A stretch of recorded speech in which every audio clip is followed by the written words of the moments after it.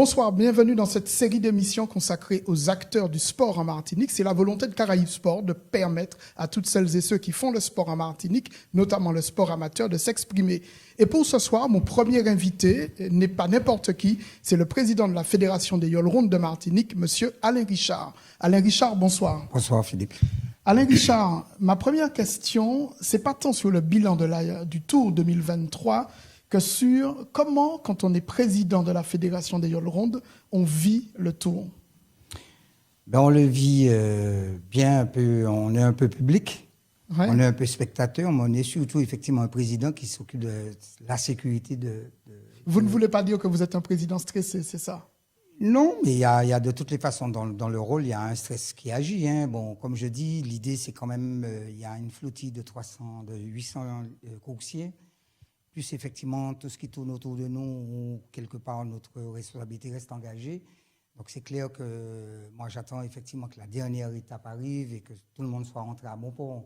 Puis là je commence à souffler effectivement. Mais si vous avez fait le choix d'être sur l'eau tous les jours. C'est une nécessité, c'est une obligation, ou vous pourriez être à terre? Je pourrais être à terre. Bon alors le contact il est double.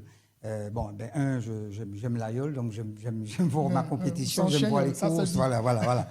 Donc je participe, je veux participer à la compétition, en tout cas voir ce qui se passe quand même sur l'eau. Et puis effectivement, il y a une nécessité pour la fédération quand même de rencontrer ses partenaires et de leur faire vivre le Tour non loin des Yoles. Donc justement, c'est cette mission que je me suis donnée aussi avec l'équipe, c'est d'avoir des invités qui soient politiques ou des privés, de leur permettre de vivre le Tour aussi. Alors justement, parlons-en, parce que vous l'avez évoqué, la question de la sécurité. Vous avez eu l'occasion, pendant le Tour 2023, à 2 ou 3 reprises, me semble-t-il, de pousser quasiment un coup de gueule sur le non-respect de la course, le non-respect des coursiers. On a l'impression, les années passant, que ce problème est quasi insoluble. Non, il y a des solutions sur ce problème. Bon, aujourd'hui, il faut voir comment la flottille autour de nous a évolué. On a moins de katas et le problème des catamarans a été, entre guillemets, réglé. D'accord ? Ils sont un peu loin. Quand vous dites le problème des katas, c'est parce qu'ils sont plus longs à manœuvrer? Ils sont plus lourds à manœuvrer, effectivement. Donc, effectivement, là, des mesures ont été prises pendant un certain nombre d'années. Jusqu'à aujourd'hui, on arrive à les cantonner dans un espace. Certains d'entre eux ont une possibilité de proximité, mais ça, ce sont des accords que nous avons avec eux. Mais reste après le problème des scooters de mer et puis des bateaux de plaisance, où effectivement, il y a monsieur tout le monde sur ces bateaux. Bien souvent, ce ne sont pas des gens qui connaissent pleinement la mer et pas le tout de la Martinique, qui naviguent sur une seule zone et qui, effectivement, ne respectent pas, les lois de navigation, et deuxièmement, les arrêtés qui sont pris à ces occasions-là. Et qui, en plus, ne connaissent même pas la Yole. D'ailleurs, à la limite, ils ne savent même pas pourquoi ils sont là. Ils sont venus faire la fête, certes, mais il n'y a pas de respect de la Yole elle-même. Alors, nous allons revenir sur ces aspects de sécurité. Ça, c'est un aspect de bilan, on va dire, en demi-teinte. Venons-en au bilan sportif. De l'avis d'un certain nombre d'observateurs, on a eu un tour sur le plan sportif exceptionnel. Est-ce que c'est un avis que vous partagez, ou est-ce que, à l'instar de ceux qui disent « mais finalement, c'est toujours les mêmes qui gagnent », vous faites un bilan en demi-teinte? Les mêmes qui gagnent, ça n'a pas été simple pour eux. Et effectivement, on remarque que depuis les 3 dernières années, notamment sur cette saison, même si ce n'est pas comparable, le championnat et le Tour, les compétitions sont complètement différentes, mais il n'empêche qu'on voyait déjà des annonces, un certain comportement des Yoles qui pourraient prétendre à être dans le top 10, très clairement. Donc, j'ai perdu le fil de la question. Alors, non, en fait, la question, c'est est-ce que malgré tout, ça reste un tour d'une très bonne édition, alors que finalement, les 3 premières étaient relativement annoncées? Oui, alors, je disais que le championnat, lui, il reprend, enfin, le championnat, on a pu voir de belles choses. Le Tour est complètement différent, les stratégies sont complètement différentes, on part d'un point à un autre, alors que pendant le championnat, nous sommes en régal. Donc, c'est pas la même chose. Mais c'est vrai que sur le plan sportif, on a bien vu que le niveau est monté. Le niveau des Yoles, qu'on disait moins capé, bon, on a souvent dit petites Yoles, mais je dis jamais petites Yoles. Elles ont moins de puissance, elles sont moins capées, certes, que les autres. On a bien vu que ces Yoles sont montées. Et on a bien vu en même temps que les Bampipi n'ont pas baissé de pression. La qualité est toujours là, elle est même supérieure. Donc il y a bien un travail qui a été fait par les associations. Et le fait qu'il y avait ce resserrement dans la flottille, ça a rendu le spectacle sportif plus intéressant. Plus intéressant. On a vu que les Mapépis prenaient du temps pour laisser la flottille. Et même entre elles, là, en tout cas ces embarcations, la bataille était farouche. On a eu à un moment donné une yole qui dominait. C'est bon pour vous ça, un tour très disputé, un tour indécis, c'est plutôt une bonne chose pour la fédération, pour l'attrait de la compétition? Ben oui, c'est une bonne chose. C'est une bonne chose parce que le résultat, c'est quoi? C'est que tout le monde en parle aujourd'hui, tout le monde dit que c'était bien, et ça a fait bouger aussi des partenaires tout de suite derrière qui se disent non, il faut que je sois dans cette action parce que tellement les gens en parlent en bien qui sont intéressés aujourd'hui. Donc il y a cet avantage. C'est vrai qu'il y a le mérite sportif derrière, mais pour la fédération, c'est aussi les retombées en termes de négociation avec des partenaires. On a évoqué l'aspect sécuritaire, on a évoqué l'aspect sportif. On ne peut pas ne pas évoquer l'aspect financier. On va être direct. C'est une manifestation qui, manifestement, draine énormément d'argent. Et on a l'impression, mais je me fais l'avocat du diable, que finalement, les plus mal lotis, ce sont les associations, ce sont les coursiers, et c'est aussi la fédération. Comment on en sort ? Quand on voit, par exemple, des commerces, quand on voit des entreprises tirer profit d'une compétition pour laquelle, finalement, ils ne participent pas directement. Ce sont des questions, ce sont des débats que vous avez au sein de la fédération. Très clairement, et je ne me cache pas là-dessus. Il y avait un système qui a été mis en place pendant une trentaine d'années, il y a peut-être son intérêt, mais qui automatiquement ne correspondait pas à ce que la fédération pouvait dégager de ce tour. Sur les 2 dernières années, en tout cas sur cette année, nous arrivons à avoir un exercice équilibré. Ce n'était pas le cas. Avant notre arrivée, c'était un déficit de facilement 100 000 €. Là, aujourd'hui, nous sommes passés à un équilibre total de notre budget. Il y a moyen de faire des recettes supplémentaires. Mais c'est vrai que pour l'instant, la fédération, les associations et puis tout ce que ça génère autour ne profitent en aucun cas du système mis en place. Je suis en Martinique, je vis en Martinique comme vous-même. C'est quand même inadmissible que dès le mois de juillet, on voit des enseignes pas concernées par le tour tirer profit de la communication YOL. Tout à fait. C'est une réalité, disons-le clairement. Est-ce que cette question ne mérite pas débat? Elle est déjà en débat. Bon, nous, on ne va pas se cacher derrière, mais on vient d'arriver quand même. Il y a 4 ans, il y a les 2 années de Covid, et c'était des débats que nous avions envie d'avoir. Bon, le Covid a arrêté les choses. Et là, on commence à aller sur ce genre de pistes. On commence à dénoncer le fait qu'il y ait une exploitation des hommes. Je prends l'exemple des bateaux de plaisance qu'on a réunis. C'était l'une des premières fois qu'on réunissait ces personnes dans. Et à la fin de la réunion, on leur a bien dit attention, vous gagnez de l'argent à partir de gens qui sont en exercice, qui le font pour loisir et qui ne gagnent absolument rien. Et il va falloir passer à un moment donné à la caisse. On leur a déjà annoncé ça parce qu'on a des pistes là-dessus. Nous sommes en train de les conforter avant d'aller. Donc l'idée, c'est quand même de tirer profit de ces personnes qui gagnent énormément d'argent. Maintenant, on n'est pas là pour compter l'argent des gens, mais il n'empêche qu'aujourd'hui, se dire qu'on ne pourra pas non plus continuer à faire des efforts comme ça gratuitement. Alors, il faut qu'on évoque ces questions-là, et vous allez comprendre le sens de ma question. Je crois que c'est la seule compétition nautique au monde où il y a des retombées qui échappent aux organisateurs. Oui. Combien de temps ça va durer? C'est le système qui probablement il faut réformer. Être sur un titre d'une fédération, oui, d'accord, mais est-ce que ça fonctionne comme véritablement une fédération? Il faut même faire l'activité reconnue d'utilité publique. Il faut aller très loin aujourd'hui. Il y a des frontières à franchir. Il faut aujourd'hui mettre le débat aussi avec le champ politique local, avec l'État, et aujourd'hui mettre les moyens qu'il faut pour qu'on puisse contrôler ça. Tant que ça va rester un système purement associatif et bénévole, on n'échappera pas, tout va se faire autour de nous. Aujourd'hui, il faut franchir le pas, revoir le système économique et effectivement avoir une organisation qui permet de contrôler tout ça. Alors, nous allons revenir à la sécurité du tour. On l'a dit, vous avez poussé un certain nombre de coups de gueule, vous avez même publié des images. La question qui se pose aujourd'hui, est-ce qu'il faut continuer à éduquer, sensibiliser, ou est-ce qu'il faut véritablement commencer à sanctionner? Je vous pose cette question parce que sur les départs, comme sur les arrivées, dans les commentaires, y compris des spectateurs, ces questions se posent. La commande a été très claire cette année de la Fédération auprès de l'État, notamment de la direction de la mer, qu'il faut sanctionner. Il faut arrêter de dire siffler, écartez-vous. Non, c'est plus possible. Surtout qu'on a en face de nous des gens totalement inaudibles. J'ai eu l'occasion par 2 fois, pendant le prologue, de demander un bateau de sécurité, bon, j'ai eu droit à des mots désobligeants. Vous avez été insulté, Alain Ah oui, Richard. oui, très clairement. Très clairement. Sur la dernière étape, Saint-Pierre-Fort-de-France. Saint-Pierre-Fort-de-France, je demande un bateau dégagé parce que les yoles qui arrivaient, c'était Rosette, La Palouza et UFR Chanflore, qui probablement ne voyaient pas la bouée de Shellcher. Ben, autour de ça, j'ai eu des réponses, des noms d'oiseaux. Voilà, des noms d'oiseaux, comme on dit. Donc, à partir de ce moment-là, moi, j'ai pris la photo de ce bateau que j'ai envoyé au service de l'État. Et c'est des accords que nous avons pris pour que ces personnes soient sanctionnées. Il faut qu'aujourd'hui, qu'on franchisse le pas. Moi, je ne me suis pas caché là-dessus, parce que derrière ça, il y a non seulement le profit, mais la mise en danger des hommes. Alors, j'aurais un petit reproche à vous faire, vous fédération. Vous avez publié chaque jour un document avec des espaces protégés, des espaces réglementés, en rouge. Oui. Il se trouve que beaucoup de plaisanciers n'avaient pas connaissance de ce document. Un certain nombre de spectateurs n'avaient pas connaissance de ce document. Est-ce qu'il n'y a pas là aussi à travailler peut-être davantage en amont sur le fait que les gens sachent à quoi ils s'exposent quand ils franchissent les limites de ce qui est toléré ce jour-là?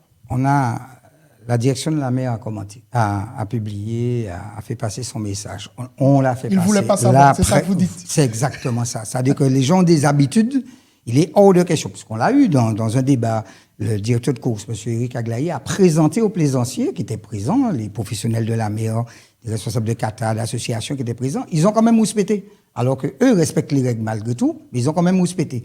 Eh bien, on va de plus en plus, s'il le faut, réaccentuer la chose, mais ça sera à un moment donné, on sera intransigeant pour que cette zone rouge soit pleinement respectée, parce que les yoleurs en ont besoin pour justement donner plus de spectacles. Plus on a d'espace, on le voit, hein, pendant le championnat, plus on est tranquille au championnat d'ailleurs. Je préfère les courses du championnat que le tour, on nous met dans un couloir.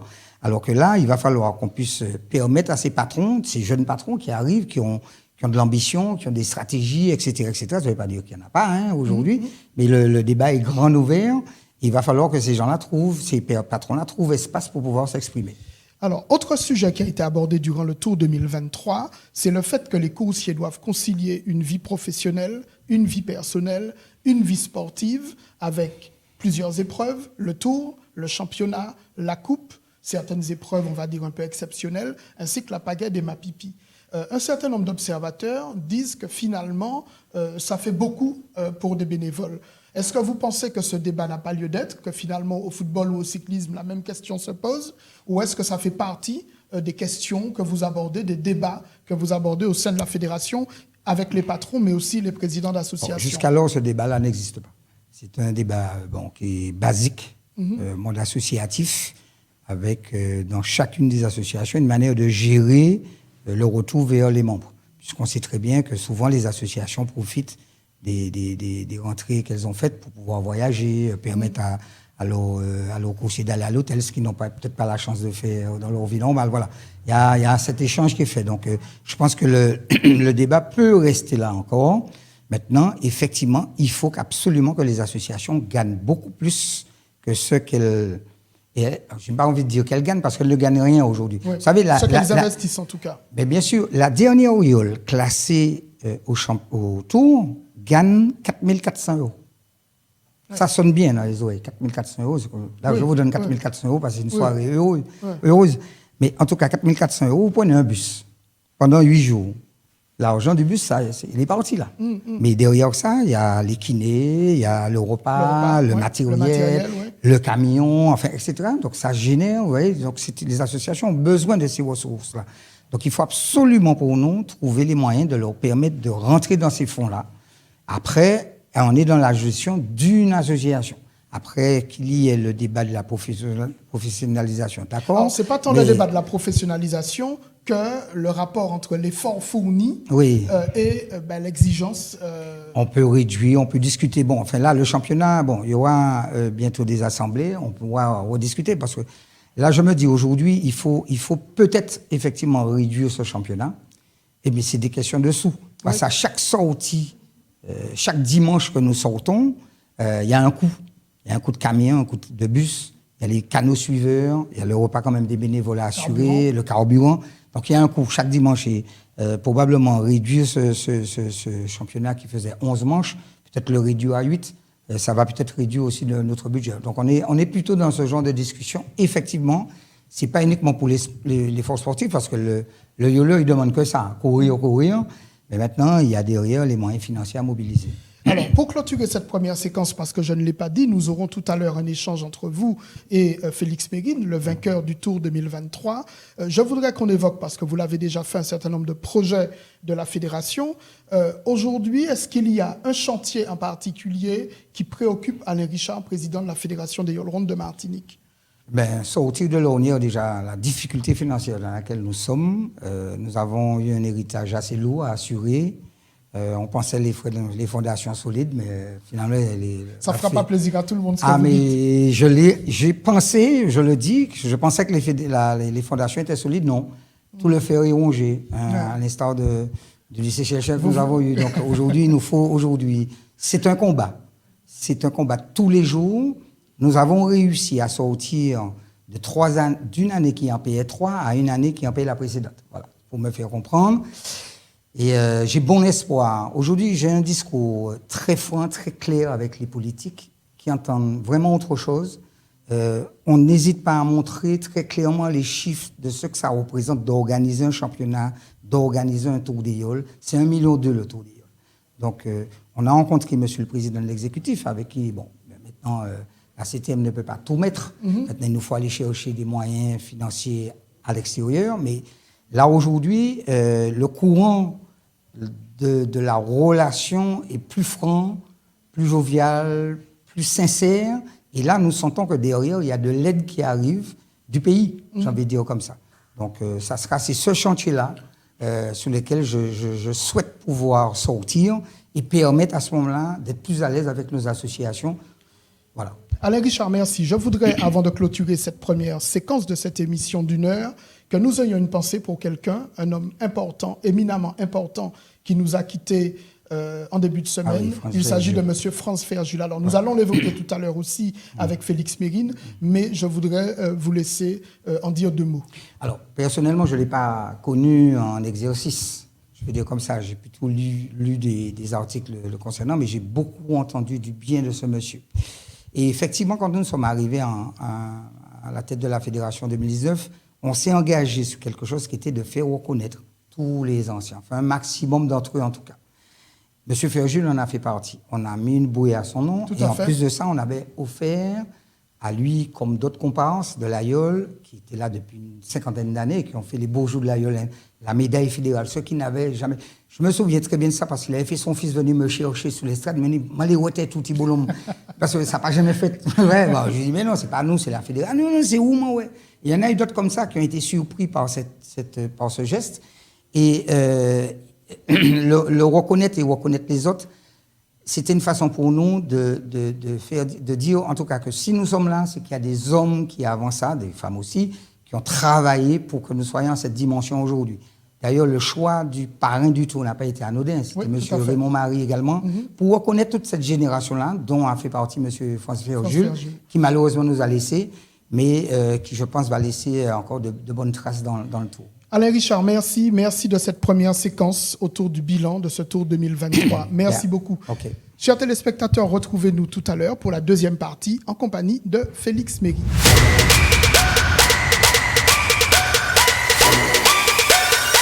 Bonsoir, deuxième partie de notre émission consacrée au bilan du Tour 2023. Nous recevons un deuxième invité, Félix Mérine, patron, dois-je dire patron ou ex-patron, c'est lui qui nous le dira, de l'Aïol UFR Chamflore. Félix Mérine, bonsoir. Bonsoir. Alors, j'ai tenu à ce qu'Alain Richard reste parce qu'on a rarement un dialogue entre des grands mapipis de l'Aïol. Avant toute chose, je crois que vous aussi, vous tenez à rendre un hommage à quelqu'un dont vous avez souvent parlé, qui est Franz Ferjul. Mais oui, c'est vrai, on a perdu un grand homme, c'est vrai, à 88 ans. C'était mon idole, hein, c'était un monsieur, il avait l'œil, il avait une coup de paquet que depuis tout jeune, j'avais 14-15 ans, hein, quand j'ai connu M. Ferjul avec une paquet, et franchement, c'était le meilleur, c'était vraiment le meilleur, et il s'est battu tout seul avec les franciscains, c'est vrai. Après, je suis venu après. Mais je dis que M. Franz Ferjul, franchement, on perd un grand homme. parce que... Il avait la science de l'aïeul. Ah oui, il avait, et puis c'était un gars qui avait le cœur sous la main, et que vraiment... Vous savez ce que vous lui devez, Félix Méguine? Ah oui, bien sûr, bon, parce que... Et puis l'anecdote, en plus, quand on a débuté dans Budget, en 88, et c'est lui, il me vient de me dire, bon, mais chaque fois, l'anecdote, hein, chaque fois à l'entraînement, je le battais. Je ne sais pas pourquoi il faisait ça. Ouais, bon, je le battais. Moi, je croyais que je suis fort. Ah ouais, je bats le grand François Jules. Et puis, en fait, quand il y avait des courses de championnat, je ne le vois pas. Hein. Alors, il me gagne tout le temps. Mais bon, c'est vrai, c'était le bon temps. Mais aujourd'hui, vraiment, toutes mes condoléances à sa famille, à ses enfants. Et qu'aujourd'hui, c'est vraiment qu'on perd un grand le homme. Robert perd un grand homme, la Martinique aussi. La Martinique. Alors, Félix Méguine, on s'est laissé dire que pour vous, en 2023, c'était la victoire ou rien. On exagère quand on dit ça. Vous la vouliez, cette victoire. Elle était symbolique. Oui, bien sûr, je voulais. De toute façon, l'année dernière, je gagne 4 étapes, je ne gagne pas le tour. L'autre année avant, je gagne 4 étapes, je ne gagne pas le tour. Et je dis, bon, c'est vrai, je ne vous cache pas, je devais raccrocher. Si j'avais gagné l'année dernière, en 2022, j'allais raccrocher. Si vous aviez gagné en 2022, vous auriez raccroché de 2022. Oui, 2022. Donc, c'était cette victoire que vous vouliez. Bon, non, mais cette année, quand même, j'ai dit, bon, que je perds, que je gagne, j'allais partir. Parce que, bon, vous savez, les jeunes, ils arrivent, ils sont bons, ils sont forts. Et bon, aujourd'hui, il est temps de raccrocher. Qu'est-ce qui vous fait raccrocher, Félix Méguine, pardon? Ah, mon travail. Mon travail, ça, c'est vrai, j'ai mis des entreprises là qui me... Beaucoup de temps. Et aujourd'hui, et puis le haut niveau de l'AIOL, hein, c'est vrai, j'ai des gamins là, ça fait plus de 10 ans, 5 ans qu'ils sont avec moi. Je les ai formés et Dieu merci, la discipline, le respect. Aujourd'hui, je pense qu'ils peuvent naviguer sans moi. Mais ce qui m'a fait raccrocher aujourd'hui, c'est que l'effet de génération. Tu vois, je pouvais être le papa de tous les jeunes patrons qui sont là aujourd'hui. Et c'est plus la génération. Bon, quand Georges-Henri et Aton c'était là, c'est vrai, c'était un bon combat, mais aujourd'hui, l'intérêt est un peu minime. C'est pour ça que je me dis, bon, il vaut mieux accoucher. Alors, mettons les pieds dans le plat, mais je pose la question d'abord à Alain Richard et vous allez répondre.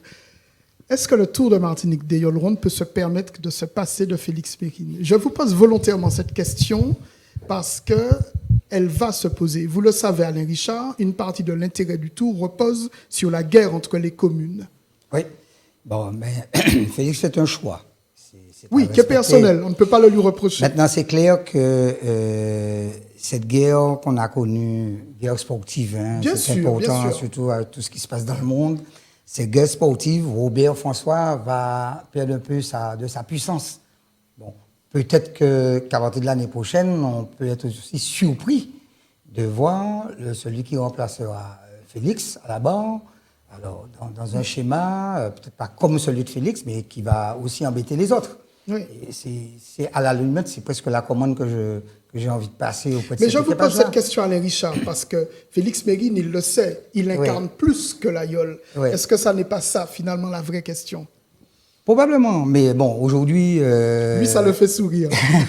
Mais bon, il faudra accepter son départ et puis bon, voir comment les choses vont se passer derrière. Faut pas que le départ de Félix, bien au contraire. Mais je pense que c'est quelqu'un qui va rester à côté de l'AIOL. Il va rester à côté de l'AIOL, peut-être pas pratiquer. Bon, j'ai compris qu'il a dans ses intentions peut-être de créer, je vais peut-être dévoiler ses plans, mais il faut avoir parlé une fois avec lui à Saint-Luc, quand il une cause de Bébéiol. Il voit la jeunesse, il a envie de faire quelque chose pour cette jeunesse, parce qu'il a aussi son parcours, qu'il voudrait aussi transmettre, faire passer des messages auprès de cette jeunesse. Donc c'est clair qu'on n'aura peut-être pas la bataille sportive, on l'a plus, mais il va quelque part rayonner. Alors comme je suis un peu taquin, je vais préciser ma pensée. Oui. Là, je m'adresse à Félix Méguine. Il y a des sponsors pour qui vous incarnez la marque. Oui. Et il y a cette inquiétude. On a vu par le passé, quand des grands patrons se sont retirés, on a vu des sponsors s'en aller. Ça n'a pas toujours été le cas, mais ça s'est produit. Est-ce que ça fait partie des inquiétudes que vous avez, ou est-ce que c'est des questions que vous avez déjà abordées avec les sponsors UFR Chamflore? Non, j'avais déjà abordé ça, c'est clair, parce que bon, je les ai avertis depuis quand même un an pour dire que bon, moi, je me retire étant que patron de l'AIOL. Bon, non, je pense qu'aujourd'hui, dans les 5 années à venir, là, 5-6 années, franchement, notre association n'aura pas de problème de sponsor. C'est quelque chose dont vous avez pris l'assurance. Ah oui, l'assurance. Parce que vous saviez que ce risque-là existait. Oui, c'est vrai, bien sûr, parce que bon, c'est vrai, il y avait quand même effectivement un sponsor à moi qui voulait effectivement arrêter ensemble avec moi. Et je lui ai dit, mais non, pas question, c'est pas, le but c'est pas ça. Bon, j'ai un jeune qui arrive, bon, mais il faut lui donner le temps, et moi je serai là pour l'aider, pour qu'il puisse justement fleurir, et puisse effectivement faire du bonheur encore des sponsors. Est-ce que ça signifie qu'on doit être attentif à cet aspect-là, c'est-à-dire ce qu'incarne un patron, l'image d'un patron, l'image qu'il renvoie, la manière dont il est perçu? Est-ce qu'il n'y a pas là quelque chose qu'on n'a pas suffisamment creusé et qu'il faut désormais, pour lequel, nous devons être très attentifs? Alors, c'est vrai que l'aïeul, c'est toujours symbolisé sur le patron. Tout a été axé sur le patron, voilà. Mais on regarde aujourd'hui sur les réseaux, les associations parlent plus en équipage. Alors, c'est vrai qu'on voit des images du patron, mais de d'autres hommes importants sur l'aïeul. Je parle du premier bois dressé. Vous allez voir d'autres aïeuls, c'est leur écoute qu'ils vont mettre en avant, etc., etc. Mais il y a une petite évolution dans la façon de promouvoir les partenaires, promouvoir l'aïeul qui a changé. Il ne faut pas dénaturer le fait qu'il y ait quand même un patron.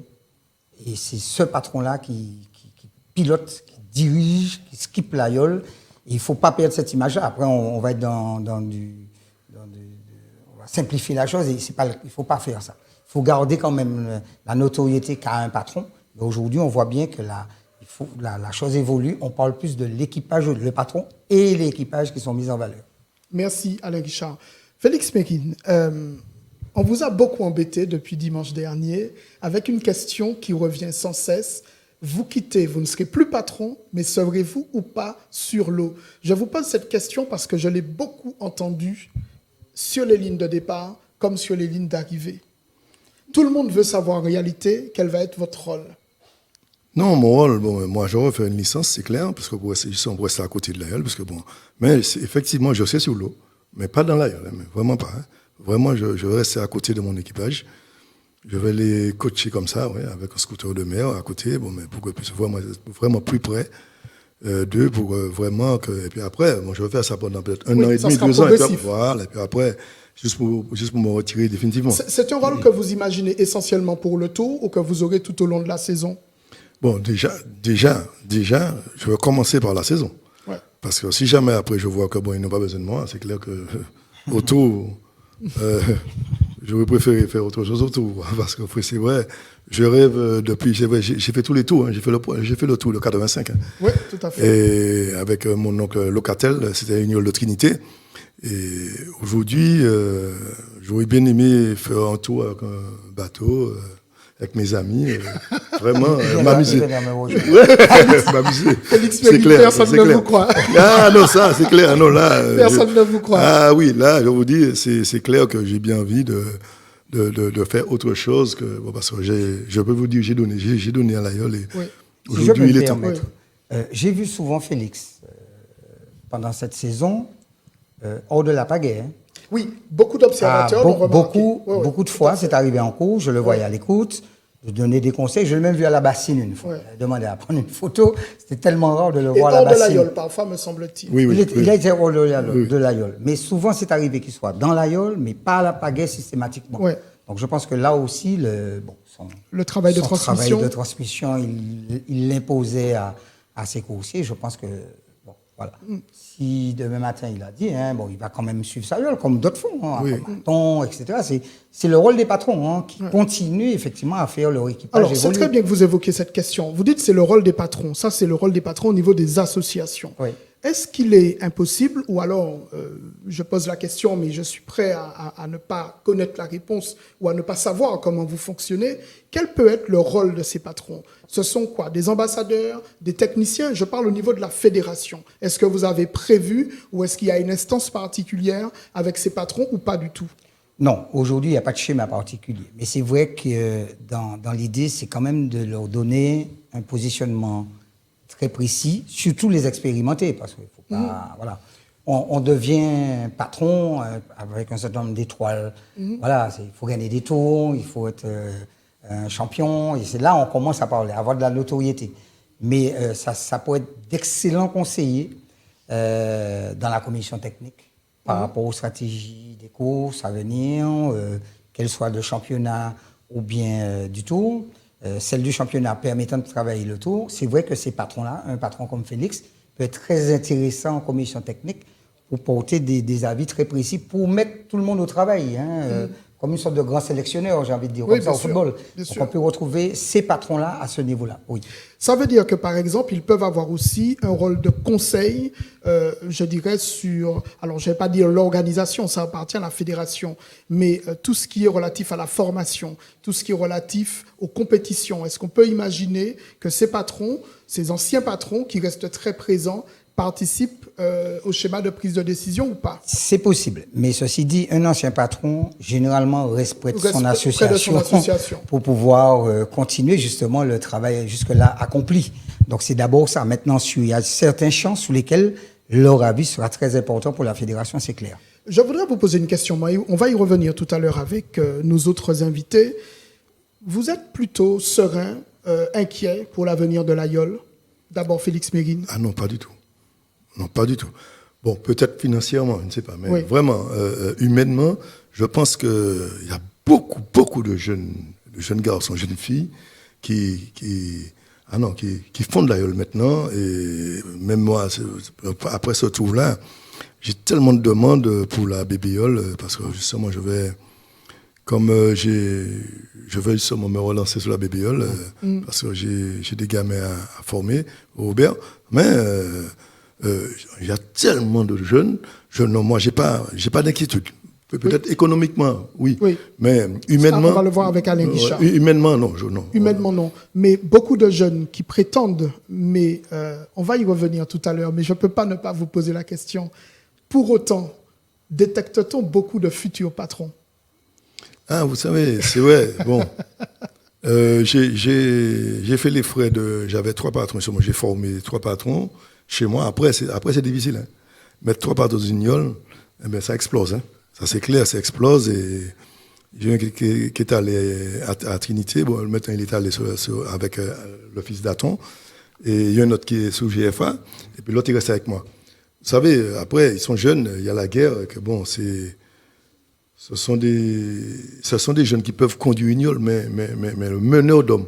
Quand tu es patron, il faut avoir cette qualité de meneur d'homme. Ça n'a rien à voir avec l'aspect technique de l'Aïol. C'est vraiment du management des hommes. Exact. Voilà. Il faut ça. Si tu as ça en plus, tu sais vraiment techniquement te servir d'une pagaie, là, tu as vraiment une grande avance. Il y en a au sein du FR qui ont ces capacités-là. Oui.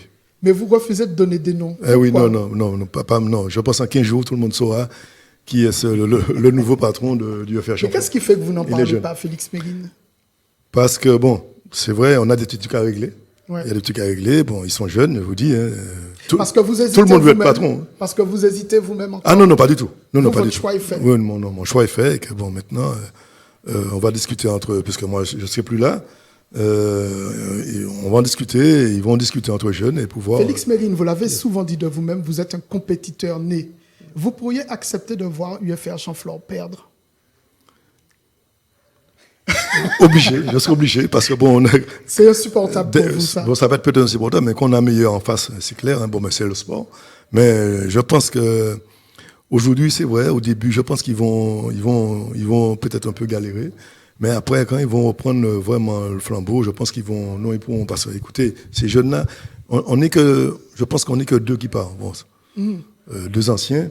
Après, s'ils sont là, je pense que s'ils restent comme ils sont là, j'ai pas peur. Je pense qu'on est dans les 3 toujours. C'est clair, on va être dans les 3. Félix Mérine, merci. Nous nous retrouvons tout à l'heure avec 2 autres légendes du monde de l'Aïol. Alain Guichard, merci. Merci. Chers téléspectateurs, nous nous retrouvons tout à l'heure avec des invités quasi surprises, mais vous verrez que Caraïbes Sport vous réserve un plateau exceptionnel. À tout à l'heure.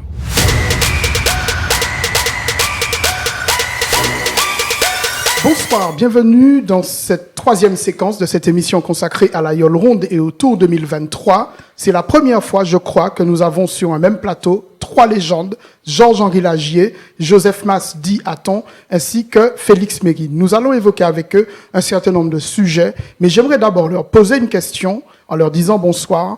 Quel est votre plus ancien souvenir lié à la Yole? Votre souvenir le plus ancien, Georges-Henri Lagier. Bonsoir. Bonsoir tout le monde. Le souvenir le plus ancien. Oh, voilà, c'était avec Monoprix. Avec Monoprix, il y avait une voile déchirée, complètement déchirée. On n'avait jamais vu ça. Et voilà, c'est resté gravé jusqu'à maintenant. En 85, près du diamant, on naviguait et puis la voile a complètement explosé. Et puis, nous sommes revenus à terre pour remettre le bateau à flot. Donc, votre plus ancien souvenir, c'est un mauvais souvenir. Ah, il y en a tellement de bons souvenirs avec les camarades qui sont là. On va l'évoquer, on va l'évoquer. Il faut dans notre mémoire, il y en a eu, Il y en a eu. À Thomas, votre plus ancien souvenir, c'était enfant, c'était ou comme Georges-Henri, une compétition? Comme disait Georges-Henri, il y en a tellement, je ne sais pas lequel choisir. Mais bon, ancien, en 2013, je pense que c'est l'événement Cindy sur mer. Oui. Ouais, ça a été vraiment tragique. 93 alors. 93, ouais. Ouais. 93. Et ça restera dans ma mémoire à vie. Hein. Ouais, un mauvais souvenir. C'est ça qui va m'empêcher de mourir. Ouais, Voilà. bien On va sûr. dire ça comme ça, ouais. Ouais. Bon, mais j'ai quand même ma première année sur Carré Antilles aussi, ça restera quand même. Un grand souvenir. Ah ouais, parce que c'était mon premier tour et bon, l'équipe était vraiment dit, la pièce était très rapidement, il fallait prendre les choses en main. Bon, on avait fait vite. Et même les anciens nous disaient non, c'était pas possible, vous n'allez pas y arriver quoi. C'était des jeunes. C'était des jeunes, voilà, et puis bon, c'était la cerise sur le gâteau. Ouais. Félix Mérine, même question. Votre plus ancien souvenir lié à la Yole? C'est un beau souvenir parce que c'est ma victoire en 90. C'est mon premier tour. J'étais jeune, j'avais 26 ans, 27 ans. Bon, ben, je gagne justement ces deux-là. Ils étaient premier, deuxième et j'étais troisième au classement général. Ouais, la dernière étape. Je gagne au François sous terre franciscaine. Ah non, c'est mon plus beau Ça a souvenir. une saveur particulière de gagner au François quand on est un Robertin. Ah Je oui, pose une question, mais oui, bien sûr. Parce je que bon, devine c'est la vrai, réponse. ça fait bon, les générations là avant, François, Charles Exili, Félix Lagier, tout ça. C'est vrai, il y avait toujours cette guerre sportive, hein, bien sûr. Hein, c'est une guerre sportive. Hein, faut pas que les gens interprètent ça mal. Mais franchement, c'est quand ils viennent gagner au Robert, c'est une joie pour eux. Mais moi, cette année-là, on démarre en 88. Et jeune patron, je gagne au François en 90, mon premier tour. Ça, c'est vraiment mon plus beau souvenir. Alors, j'aurais une même question toujours pour vous. Oui, attends, vous voulez rajouter Oui, quelque non, chose? mais comme on dit, on n'est jamais roi chez soi. Et j'avais jamais choisi de gagner chez moi. Par contre, Fort-de-France et Saint-Pierre, à tout prix, il fallait que je gagne là. Ouais. Donc la capitale, pour moi, Oui. dans mes souvenirs, dans l'histoire, pour moi, Saint-Pierre, c'était... Voilà, après Fort-de-France. Après Donc, Fort-de-France. c'est pourquoi j'ai gagné, c'est là où il y a le plus d'étapes. Ouais. Saint-Pierre-Fort-de-France. Bien que Félix m'a volé des étapes. Voilà. Ça va être une émission règlement de compte. 6 cm au sprint. Ah ouais, à Fort-de-France. À Fort-de-France. Mais quand même, même s'il m'a gagné, mais c'est un beau souvenir, puisqu'en fait, bon, Félix, c'est mon ami avant tout. Ouais. On fait la bagarre, mais après, il a gagné. Bon, j'ai perdu, Ouais. c'est comme ça. Hein. Mais quand même, dans mes souvenirs, ça laisse quelque chose quand même de très fort. Je revois les images comme ça, là, quand je suis dans mon lit. Je réviser, quoi. Ouais, mon gars, foutez-moi un coup de fil. Là, mon monsieur. Voilà, etc. Mais ça fait vivre. Et puis, je suis content. Pas mécontent, mais plus content. Alors, justement, ce qui vous caractérise, c'est que vous êtes non seulement des légendes de l'Aïeul, je me permets de le dire, mais vous êtes tous les trois des patrons. Quand on commence l'Aïeul, à quel moment on se dit « je veux devenir un patron » Qui répond d'abord? Félix? Moi, je ne sais pas, j'ai fait de la BBL, j'ai fait les caisses de morue, tout ça, et que bon, après, j'ai fait de la BBL, comme c'est moi qui gagnais au Robert tout le temps, bon, on a quand même un lieu au Robert qui avait les BBL, et que moi qui gagnais. C'est là que ça, on ne te choisit pas, patron. Toi, tu deviens patron, tu dis, bon, voilà, tu dis, ouais, voilà, tu décides, tu dis, bon. C'est parce que vous êtes un meneur d'homme, Félix Mérine? Eh bien, je pense, oui. Ouais. Je pense aujourd'hui, oui, je peux dire ça. Je peux dire ça parce que tout jeune, c'est vrai, j'ai été quand même élevé dans une famille nombreuse et que, bon, après, au bord de mer, c'est moi qui menais. Et tous mes copains. D'ailleurs, quand j'ai démarré Budget, c'était que mes copains du bord de mer qui étaient avec moi. Et bon, puis l'aventure a démarré là. Mais sinon, c'est vrai, après, j'ai pu quand même changer des gars, et puis mettre la discipline à 95, parce que ces messieurs-là me gagnaient tout le temps. Et j'étais obligé de faire quelque chose, parce que c'est vrai, ils étaient trois Yolo François à pouvoir gagner le tour. Ouais. Et franchement, ils étaient meilleurs en François. Ça, il faut pas le cacher. Ils étaient meilleurs en François, et moi, comme c'est ça dans l'âme, j'aime me battre. Ouais. Et j'ai dit, ah non, c'est pas possible. Et c'est là que j'ai commencé à mettre des Donc vous entraînements. pensez que c'est le goût de la compétition qui a fait de vous un patron? Oui, je pense. Oui. Je pense. Même ils venaient en BBL, pareil, chez nous, au Aubert, ils nous gagnaient. Et c'est là que j'ai dit, ah non, il faut absolument que j'essaie de rivaliser ces hommes. Et Ouais. Enfin, Attends. ce qui s'agit de moi, c'est-à-dire que, bon, je suis enfant marin-pêcheur, Oui. comme Félix, pied dans l'eau. c'est dans l'eau. Félix a allé madame avec sa petite tuile, moi du François, on se croisait, dans les des Soudons. Des Soudons. Là, j'avais observé, et puis comme il a dit, bébéol, je l'ai connu plus quand on a commencé sur Turbo. C'est là ça. Et puis j'ai découvert ça, il avait un talent. J'ai dit, mais tu as mis toi là, mais c'est bon, hein. Par contre, mes d'hommes, c'est-à-dire, avant de prendre l'aïeul, j'étais en entreprise. Et à chaque D'accord. entreprise que j'ai pu côtoyer, Vous avez me une disait, m'a désigné Oui. comme chef de groupe, à chaque Ouais. fois. Ouais. Ma père a commencé à faute me faire. Il a dit, mais non, monsieur, vous êtes un meneur d'hommes, vous avez l'œil, vous avez tout. Ouais. Et là, ça a créé quelque chose en moi, dans ma tête, et c'est de là que, quand j'ai laissé l'entreprise, tout ça, et puis, bon, j'ai pu là un petit peu tard quand même, hein, et j'avais l'esprit Ouais. de chef de groupe. Ouais. Ouais. Et c'est de là, et c'est parti, quoi. On se dit, et puis la chance. J'ai gagné mon premier tour, donc ça donne encore. Ça des donne ailes. encore, oui, Voilà, bien sûr. des ailes, et puis bon, la vie. Georges-Henri, vous qui apparaissez un peu plus discret, à quel moment vous vous dites je vais devenir moi aussi patron? Parce que vous n'avez pas commencé comme patron, évidemment. C'est-à-dire que j'ai eu la chance d'être appelé par Charles Exili, parce que je n'avais pas cette idée-là en tête. Moi, c'était la passion, naviguer, faire des compétitions. Et puis, tous les samedis, tous les week-ends, on se retrouvait avec mon ami Adjon à faire des compétitions de petites yoles de pêche. Parce qu'on allait à la pêche, à la rame et à la voile, toute la semaine, et le week-end, c'était réservé pour nous. C'était notre plaisir, notre loisir qu'on a mis en avant. Voilà. Et puis, on est observé par nos anciens qui repèrent le petit arbon. Et puis, c'est comme ça qu'on a été repérés. Pour mon cas, c'est Charles Exili et Félix Lagier qui m'ont repéré. Et puis, Charles Exili m'a proposé de le remplacer. Alors, quel bonheur, quel heureux, un icône de l'aïeul qui me demande à moi, simple coursier, De le remplacer. de le remplacer. Et puis, l'aventure est partie. Depuis, c'était dans les années 92 que Charles m'a fait appeler. Ouais. Vous êtes des patrons, mais vous avez en commun d'avoir tous gagné des tours.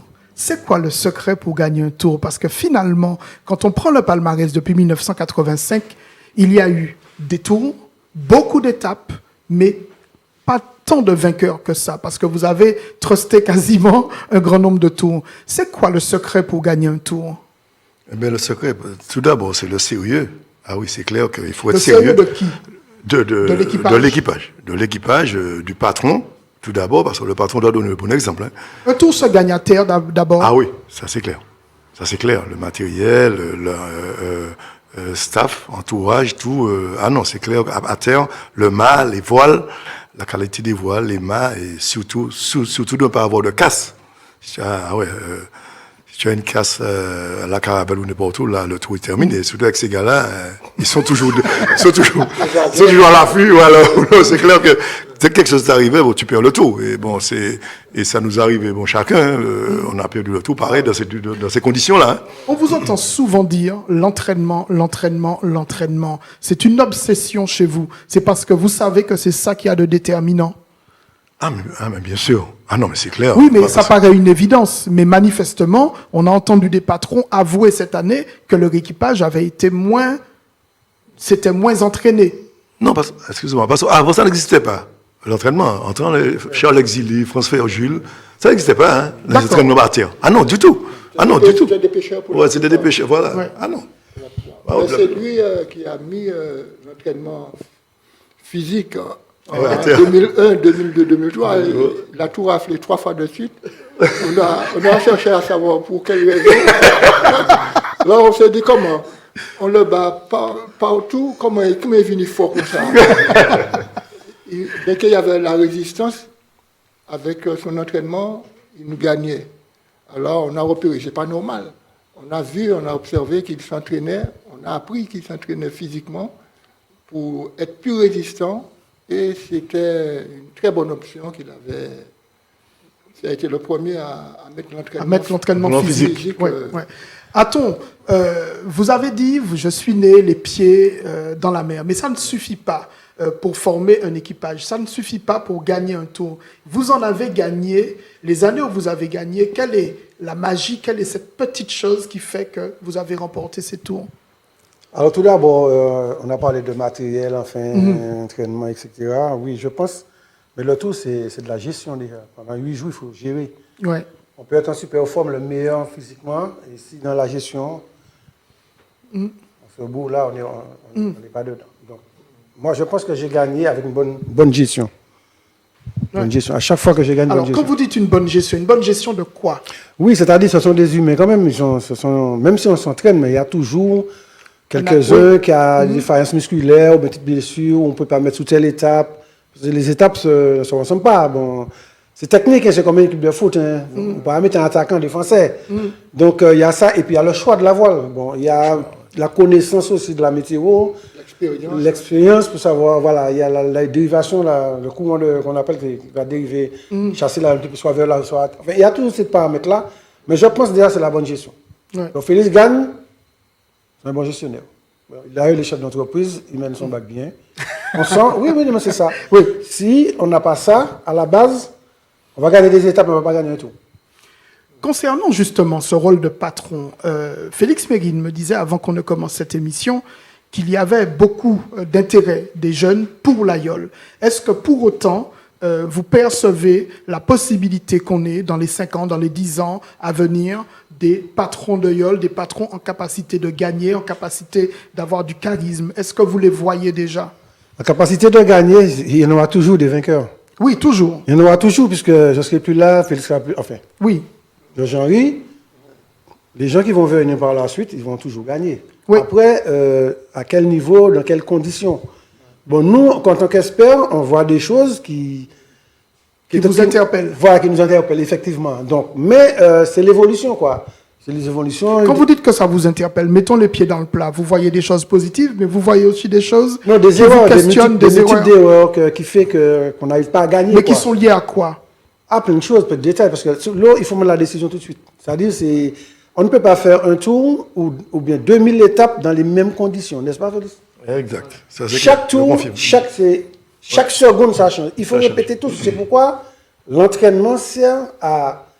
repérer. non, déjà à encaisser le nombre d'heures de navigation.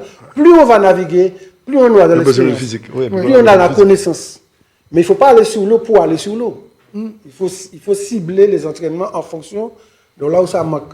Ouais. Donc, les jeunes, oui, ils vont y arriver, puisqu'on a pas mal de jeunes dans la flottille. Ah oui, ça c'est sûr. Vous n'êtes pas inquiet de ce côté-là? Non, Non, non, pas du mais je pense que ça veut dire qu'on a là avoir quoi, 30 ans de moins. Oui. C'est vrai, ça allait être chaud pour ces jeunes. Ah oui. Ah ouais, ça allait être chaud pour eux. C'est-à-dire que... Oui. À nous de les accompagner pour les rendre plus sages, plus réfléchis. Là, ils sont trop Vous pressés. pensez que c'est ça? Une des difficultés, c'est leur impatience? Oui, parce qu'ils sont fougueux, ils sont jeunes, ils se voient prêts à porter pas mal de choses. Mais la sagesse, l'expérience, c'est très important. C'est ça qu'on doit les inculquer, la sagesse, parce qu'ils ont la puissance qu'on avait quand on était jeunes, mais l'expérience leur manque un peu, je veux dire. Alors, c'est de ce côté-là qu'on doit les accompagner, les rendre plus sages, plus réfléchis. Il faut la qualité humaine aussi, c'est-à-dire qu'on peut se mettre dans un tempérament de folie, bon. Et puis, tac, on voit le danger, boum, il faut amener tout le monde Dans le calme tout de suite, elle a raison. Voilà, c'est cette capacité-là. Bon, non, mais dans la flottille, là, on a quand même. Oui. On a des jeunes là, on voit quand même. Bon, il y a un petit jeune du Brooklyn là qui m'a impressionné. Bon, ça, c'est vrai. Il y a eu des problèmes, mais quand même, je vois qu'un petit jeune qui monte sur la rue de Bédemille. De Bédemille. Comment il s'appelle, j'ai oublié son nom. Ouais. Oui, c'est pas grave. Je l'ai félicité tout le temps, parce que quand je vois un jeune qui progresse, forcément, il faut lui donner un coup de main. Voilà. Et puis, il y a mes deux fils. Il y a. Loïc et Laurent, Gianni, oui, il y a Diani, oui. Il y a Mario Malfleury, Petito, petite, enfin, oui. il y en a, Ouais, il y a Christophe Dédé. Bon, Ouais. chez Félix, il y en a. Chez Félix, il y en a aussi. Hein. Oui, mais il refuse de les nommer, Félix Mérine. Non, mais ça veut dire. Il refuse de donner des noms. Il y en a chez lui. On va le découvrir. On va le découvrir. Alors, venons-en à un autre aspect qui nous intéresse. J'aimerais avoir votre avis sur ce qui peut être amélioré concernant le tour notamment. Vous ne pouvez pas ne pas avoir un avis à la fois sur les étapes, à la fois sur les horaires de départ, à la fois sur le matériel, à la fois sur la réglementation.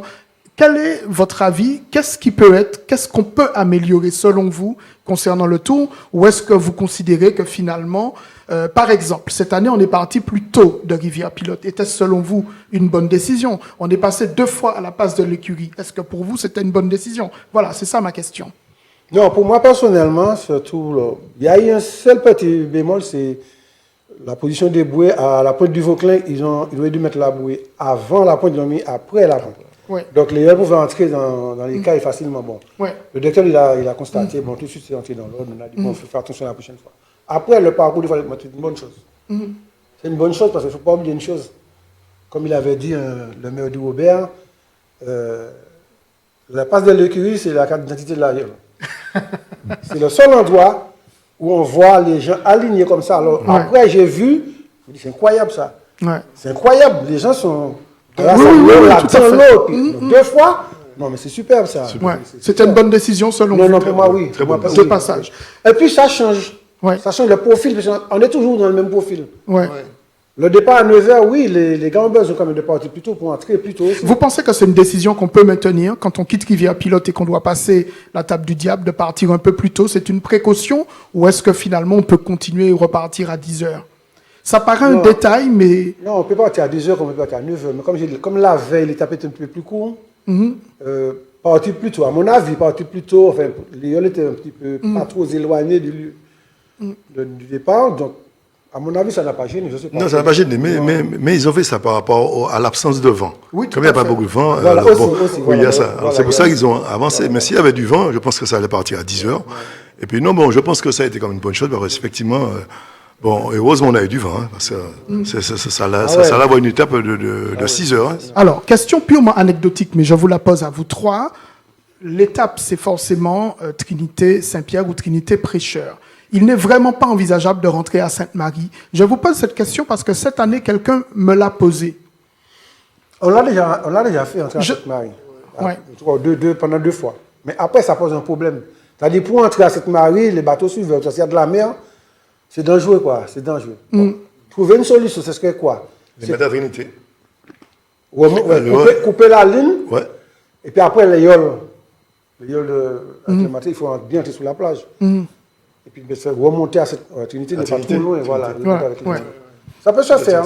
Cette année, oui, on pouvait le faire. Mais comme Mais le problème, on ne peut pas prédire. Voilà, on ne peut pas prédire les conditions. Par contre, l'organisation, il a la même mise. Le jour même, il peut décider de modifier l'étape. Ça peut se faire. Hein. Alors, on peut dire par exemple, oui, on va arriver. Et puis, si le jour même, on ne peut pas arriver à Trinité, pardon, à Sainte-Marie, on peut faire une bouée devant la plage et remonter, comme il a fait. C'est kilomètres long, mais c'est pour ça. Mais pour le moment, ça vous paraît quasiment pas possible. On reste sur un schéma Trinité-Saint-Pierre ou Non, Trinité c'est pas que ce n'est pas Non, possible.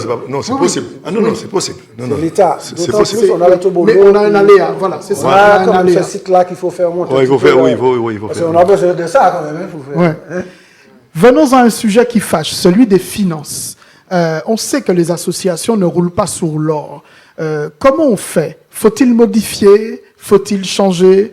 Est-ce que vous avez des idées, Georges-Henri? Des idées, c'est avoir la chance de décrocher Un sponsor? à la hauteur.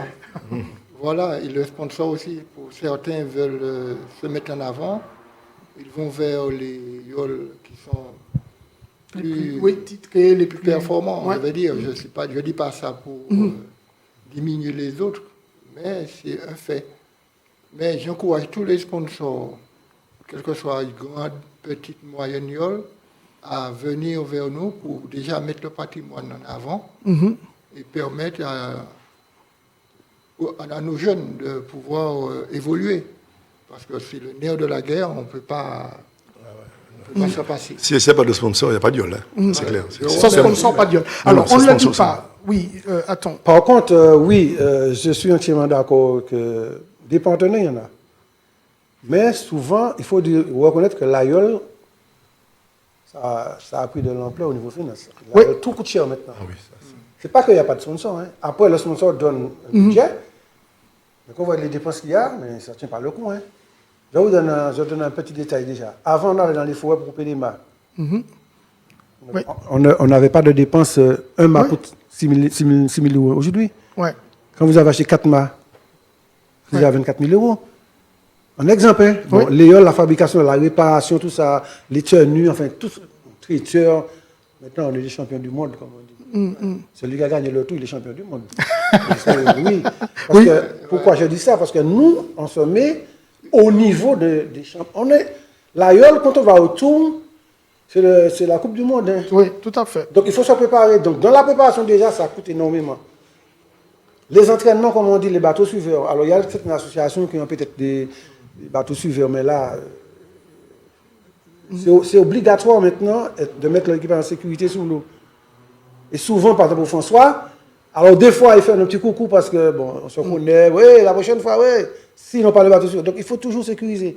Donc, tout coûte cher. Ce n'est pas que les sponsors ne donnent pas, on ne peut pas dire que les sponsors ne donnent pas. Oui. Mais c'est le coût de l'aïeul qui revient cher. Mais ça vous agace malgré tout de voir le business qu'il y a autour du tour, notamment de voir qu'il y a de l'argent qui est fait, disons-le clairement, par des particuliers qui s'improvisent cette semaine-là, organisateurs. C'est quelque chose qui vous embête ou vous vous dites après tout, c'est comme ça? Non, non, c'est pas comme ça. Non, quand même. Je pense qu'aujourd'hui, l'AIOL, c'est effectivement vraiment de haut niveau. Aujourd'hui, je pense que même tout le secteur économique, enfin même la société, même les coursiers, on doit s'asseoir en quelque part pour réfléchir pour l'avenir. Ça ne peut pas continuer comme ça, c'est pas possible. C'est vrai, un gars, il vient pendant une semaine, il prend une semaine de congé. Hein. Oui. Il perd une semaine, ou bien bon, s'il a son compte, il perd une semaine. Vous savez, quand on gagne le tout, là, quand on gagne le tout, tu n'as rien. Le gars, la personne qui gagne le tout, dit qu'on gagne le tout sans les primes, sans les machins, les victoires d'étape comme ça, c'est 5 600 euros. Si moi, j'avais 30 gars, divisé 5 600 à 30. Oui. On n'a rien. C'est l'amour de l'AIOL qu'on a. On a vraiment l'amour. Et je Vous remercie pensez que tous ces c'est quelque coursiers. chose qu'on n'a pas suffisamment en tête, que ce qui vous motive finalement, c'est l'amour de l'AIOL, c'est l'amour de votre pays? Ah oui, bien sûr. Ah non, ça c'est clair. Téléphone. Ça c'est clair. Ah non, ça c'est clair Oui. que... Jean-Henri veut rester joignable Oui. tout le temps, c'est pour ça qu'on entend sonner son Ça- téléphone. Non, ça c'est clair que c'est l'amour. C'est vraiment l'amour de l'AIOL qu'on a. Mais il faut aujourd'hui, parce que c'est vrai, il y a des jeunes qui arrivent, ils ne se travaillent pas. Bon, mais il y en a qui travaillent. Aujourd'hui, il faut qu'on arrive à quand même à donner aux yoleurs quelque chose pour leur semaine. Parce que Ouais. c'est pas possible, comme vous dites, hein, le fric qui se fait autour, mais c'est du jamais vu. Ouais. De la personne qui vend du sorbet, du cinnobol, des cuisses de poulet, de la boisson, enfin, mais c'est même le carburant, tout ça, ah non, tous les bateaux suivants avec le carburant, tout ça, c'est doublé pendant la semaine. Écoutez, il faut qu'on réfléchisse pour dire, bon voilà, monsieur, il faut qu'on mette quelque chose sur la table et qu'on puisse effectivement donner aux acteurs quelque chose. Messieurs, merci. C'est ainsi Merci. que nous clôturons ce bilan du Tour 2023. Mille merci d'avoir accepté de venir sur ce plateau. Félix Mérine, merci. On Merci, ne vous dit pas merci bonne à vous. retraite parce que personne n'y croit. Ah oui, ah non, là c'est clair, oui, là. Attends, Non, merci. non. Merci beaucoup. Vous voulez rajouter quelque chose, mais vous allez le je faire. dis à Félix, il a encore ce qu'il faut. Il est encore jeune. Il est encore jeune. Le gars, il est bien debout, il a tout, quoi. Ouais. En plus, il est champion du monde. Il défend son titre. Non, justement, je ne vais pas défendre mon titre. Jean-Henri Lagier, merci. Merci pour tout ce que vous faites, puisque vous êtes, comme eux, investis aussi dans la formation. Merci. Chers téléspectateurs, émission terminée. C'était la première d'une longue série, nous l'espérons, autour de ces grands débats qui animent le sport martiniquais. Merci, bonne soirée.